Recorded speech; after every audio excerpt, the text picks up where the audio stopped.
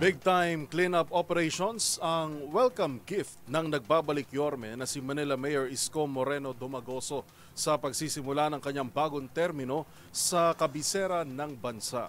Wala pa isang araw ang lumipas pero nasa 300 truck na agad ng basura ang nahakot ng lokal na pamahalaan. Magbabalita si Boy Gonzales. Umabot sa 300 truck ng basura katumbas ng 2,000 tonelada ang kabuang nahakot sa loob lamang ng isang araw sa lungsod ng Maynila. Ito'y mula alas 2 ng hapon kahapon hanggang alas 12 ng hating gabi matapos ipag-utos ni Manila City Mayor Isko Moreno Domagoso ang 24/7 na clean-up operation. Ayon sa Manila DPS o Department of Public Service, tuloy-tuloy ang gagawin nilang pag-akot ng basura hanggang sa bumalik sa normal ang sitwasyon. Combined efforts po ito ng national government, which is MMDA, at ng ating contractor ng basura na hinakot nila ng libre na Lionel, and at the same time is yung DPS. 2,000 po ang 2,000 tons. So madami-dami.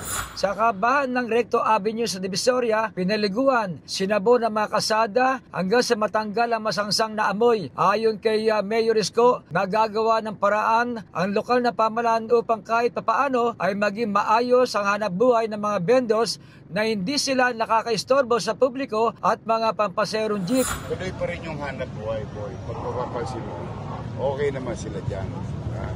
Basta madadaanan lang ng tao. Saka pag may aberya, nakakadaan. Huwag lang dito sa Recto. Marami mapeperwisyo rito.